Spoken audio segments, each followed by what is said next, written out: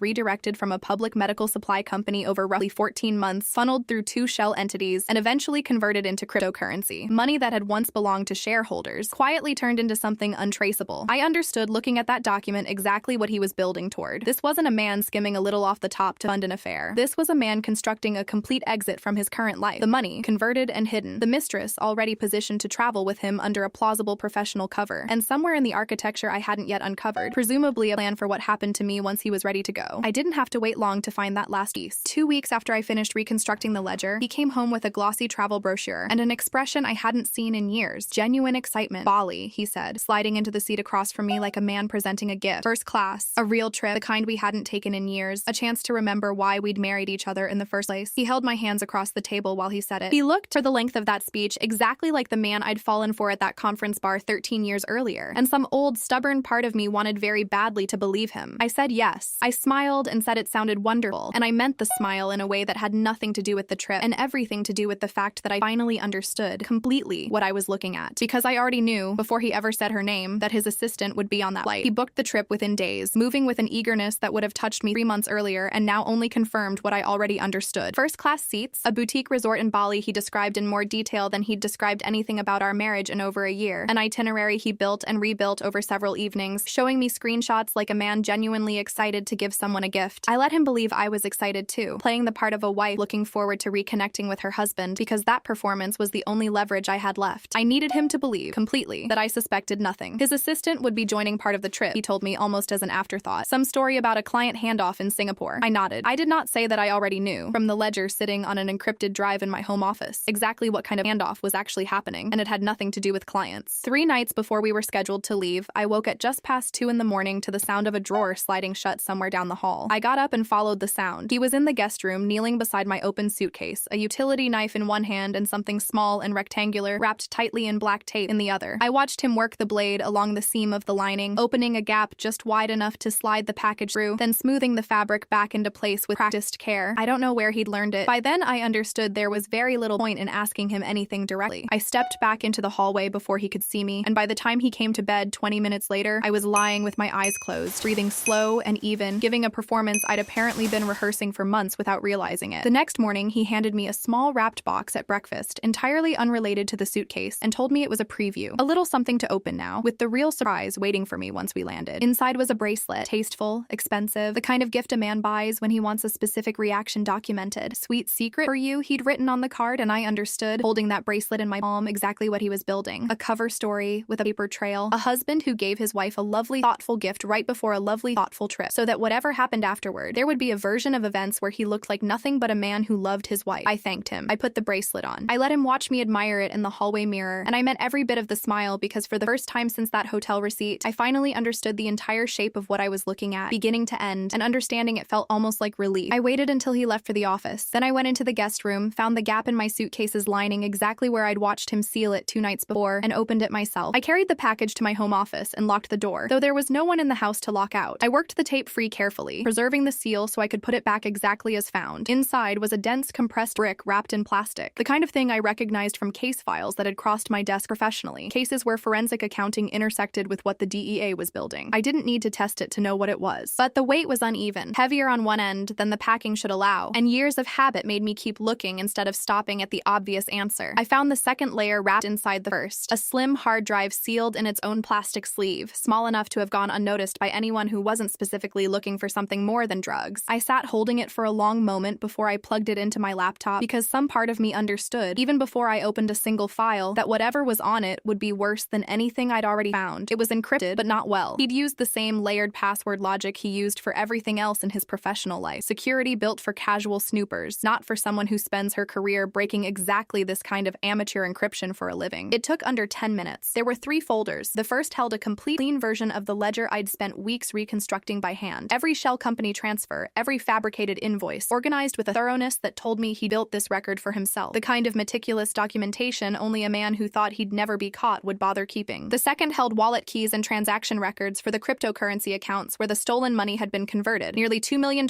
sitting somewhere I now had the exact coordinates to find. The third folder was titled simply Backup. I opened it, expecting more financial records. What I found instead were documents built to look like they'd come from my own accounts. Emails I'd never written, formatted in a close approximation of my writing style, referencing conversations that had never happened. Beneath those sat a longer document, formatted like a signed statement, written in first person, in my voice, describing involvement in international drug trafficking. A full confession, backdated, sitting ready and waiting for exactly the moment it would be needed. I understood, reading it, precisely what he'd built. If his plan worked, I'd be arrested at some checkpoint carrying a package I had no idea was in my suitcase. The drugs would get me detained. The hard drive would appear to confirm everything. A trafficking confession in my own apparent words. Evidence he could point investigators toward once I was already in custody. He would be the devastated husband, blindsided by a wife he'd never truly known. He would walk away with the money already converted. The marriage ended by my own arrest rather than any decision he'd have to answer for. He hadn't just been stealing money for over a year. He'd been building an alibi for the exact moment he intended to disappear. One that used my own reputation and my own voice as the material. I copied every file onto my own secured drive, methodically, the way I'd copy evidence for any case I was building professionally. Then I resealed the drive, packed it back into the taped brick exactly as found, and returned it to the gap in my suitcase's lining. He would never know it had been touched. I sat on the floor of my office for a long time after that, not crying, not shaking. I was not looking at a husband who'd made a mistake. I was looking at a man who had spent over a year building a machine engineered to consume me, and who was, at that moment, 3 days from setting it in motion. I was not going to let that happen, but a plan built entirely around defense, around simply not getting caught, would leave him free to try this again with someone else once I was safely out of the way. If I wanted this to actually end, I needed him caught in a moment he couldn't explain his way out of. I needed him to hand me the confession himself, in his own words, in front of people whose job it was to believe exactly what they saw. I didn't have 3 days to build that. I had 3 days to make sure I didn't need more than that. The morning we left, he carried my suitcase down to the car himself, something he'd never once done in 11 years of marriage, smiling the particular smile of a man who believes he's already won. I understood that smile completely now. He wasn't imagining our marriage ending. He was imagining me disappearing from it entirely, cleanly, in a way that would leave him blameless. His assistant met us at the airport, already checked in, her suitcase, pristine, designer, worth more than her salary could reasonably explain, sitting beside her at the gate while she scrolled through something on her phone. She'd been told, I imagine, that this was simply an efficient way to handle her Singapore handoff before continuing on separately. She had no idea she'd been handed something else entirely. I found my opening in the security line itself, in the particular chaos of the priority lane at that hour. Bins moving, laptops coming out, a family arguing about a stroller that needed to be gate checked. My husband stepped away to take a phone call he clearly didn't need to take. His assistant set her bag down to dig through her purse for her boarding pass. I had less than a minute. I knelt as if adjusting my shoe, found the seam in her suitcase's lining with fingers that had rehearsed this exact motion in my own guest room 3 nights earlier, and slid the package through the gap until it sat flush against the frame, exactly the way I'd watched him seal it into mine. I smoothed her clothes back over it, straightened, and had my own bag back on the belt by the time she looked up. My hands did not shake. I want that on record because I think people imagine a moment like that should feel like something. Adrenaline, fear, some flood of feeling commensurate with what I was doing. It didn't. It felt like closing a file. It felt like the last clean action in a case I'd been quietly building for 3 months. My husband returned from his fake phone call just as the line began moving again. He kept checking his watch, the same tell I'd learned to read years ago, tracking a plan instead of tracking time, with absolutely no idea that the plan he was tracking no longer pointed where he thought it did. The checkpoint line moved the way it always does at that hour, slow and shuffling, everyone tired and half-dressed for comfort rather than travel. My husband stood a few feet behind me, breathing in that shallow, controlled way people breathe when they're trying very hard to look relaxed. He'd checked his watch 4 times since we joined the line. His assistant stood ahead of us, scrolling her phone, oblivious. Her bag sat on the belt behind mine, carrying inside it the exact thing my husband believed was still riding quietly in the lining of my own suitcase. I stepped through the metal detector first, no alarm. My bag rolled out of the scanner, and the officer at the monitor didn't so much as glance twice at the screen before waving me through. I picked it up and turned to watch what happened next because I already knew, and some part of me needed to see his face understand it in real time. He was staring at the monitor like it had personally betrayed him, his mouth opened slightly. I watched him do the math, watched the exact moment he understood that whatever he'd been counting on had simply failed to happen, though he clearly had no framework yet for why. Then his assistant's suitcase entered the machine. I watched the officer's posture change first, a small small, professional stiffening, the kind you'd miss if you weren't specifically watching for it. He said something low into the radio clipped to his shoulder, and within seconds, 2 more officers materialized from wherever officers wait for exactly this moment, moving with the unhurried certainty of people who do this often enough that it no longer requires urgency, only procedure. "Ma'am, I need you to step aside for me," one of them said to her, gesturing toward a table set apart from the main flow of the line. She looked up from her phone with an expression of pure, genuine confusion, the look of someone who has done absolutely nothing and is watching her morning fall apart regardless. "I'm sorry, is there a problem?" she said. "I packed that bag myself last night. There's nothing in there that shouldn't be." She wasn't lying. That was, in its own bitter way, the truest thing anyone said at that checkpoint. She hadn't packed anything that shouldn't have been there. Someone else had done that for her 3 days earlier, kneeling by a suitcase that wasn't even the one she was carrying. They opened her bag at the table, unzipping it fully, moving her folded clothes aside with the brisk efficiency of people who've done this 1,000 times, and stopped being embarrassed about disturbing someone's underwear in public. And there it was, wrapped in the same black tape, sealed with the same careless haste, the package, sitting exactly where a woman who thought carefully about consequences had put it 3 nights earlier, in someone else's suitcase, in someone else's name. My husband's face went the color of the terminal's fluorescent lighting, not pale so much as drained, like something underneath his skin had simply stopped functioning. He took a step forward, one hand rising slightly like he could somehow physically intervene in what was happening at that table, and I watched 11 years of careful self-control collapse in front of a dozen strangers and 3 federal officers. "That's impossible," he said, and his voice carried further than he meant it to, the particular pitch of a man whose composure has genuinely broken for the first time in longer than he can remember. He grabbed the edge of the table like it might hold him upright. "That was supposed to be in my wife's bag." For 1 full second, nothing happened at all. The officer holding the package looked up at him slowly, the way you look up when you've just heard something you need to be absolutely certain you heard correctly. "Sir," he said, "can you say that again for me?" My husband didn't say it again. He didn't need to. The words were already out, already heard, already exactly as damning the second time as they would have been the first, and some part of him understood that immediately because his face did something I had genuinely never seen it do before. It simply stopped. Stopped performing, stopped calculating, stopped being the face of a man who always had an explanation ready. He had just told 3 federal security officers in front of his mistress and his wife, and a checkpoint full of strangers with their phones already rising to record exactly which suitcase that package belonged in, and exactly how he knew. His assistant was still saying she didn't understand, that this made no sense, that she'd packed the bag herself, her voice climbing towards something close to panic as the officers began speaking to her in the low procedural tone people use right before handcuffs come out. She wasn't looking at the package anymore. She was looking at my husband, and I watched something shift across her face. Not confusion this time, but the first cold edge of understanding exactly what he'd been willing to let happen to her, exactly what role she'd been assigned in his plan without ever once being told about it. "You said it would be fine," she said to him quietly at first, and then louder, her voice cracking somewhere between fury and disbelief. "You told me this trip was safe. You told me—" She stopped herself, seeming to realize in real time exactly how that sentence was going to sound to the officers standing a few feet away with notepads already out. They cuffed him first. I want that detail to be exact because it matters to me in a way I don't entirely need to explain. They cuffed him before they cuffed her, because he was the one who'd just confessed out loud to planting narcotics in a piece of luggage he could specifically identify. An officer read him his rights in the flat, practiced cadence of someone who has said those words more times than he could count, and my husband stood there and let it happen. Not fighting, not protesting, just standing very still like a man who has finally run out of moves. They cuffed her a moment later, and I heard her say, one last time, to no one in particular, that she hadn't known, that she genuinely hadn't known, and something in the way she said it made me believe her completely. She was collateral in a plan she never consented to be part of, and whatever came next for her, at least part of it would eventually sort itself out once the investigators started pulling threads and found the money trail leading back to accounts that had never once included her name. I stood off to one side, holding a coffee that had gone cold sometime in the last 10 minutes without my noticing, and I watched them walk him past me toward the security office, his hands cuffed behind him, his assistant a few feet behind, still talking, still explaining, still saying words that were never going to matter again to anyone in that terminal. Other travelers had stopped to watch, the way people do when something real is happening in a place built entirely around routine, phones half raised, the particular hush of a crowd that understands it's witnessing something it will describe to someone else later that day. He looked at me once, right before they turned the corner out of sight. I don't know what he expected to see on my face. Grief, maybe. Vindication. Some flicker of the woman he'd spent months carefully convincing that she was losing her grip. The one who'd apologize for doubting him even now. Even standing at a checkpoint watching him get walked away in handcuffs he'd built for someone else. I thought about all the nights I'd stood in front of that bathroom mirror asking myself if I was inventing all of it, if the job had finally broken something in how I saw the world. I thought about how carefully, how patiently he'd trained me to distrust my own eyes, and how completely that training had failed him the one time it actually mattered. I didn't give him any of it. I just looked back, calm, entirely unafraid, and let him carry that look with him into whatever came next. There was nothing left to say to a man who had just handed federal officers his own confession, in his own voice, with a wife and a mistress and a checkpoint full of strangers as witnesses. I didn't say a word. I didn't have to. He'd already said everything in his own voice to exactly the people whose job it was to believe him.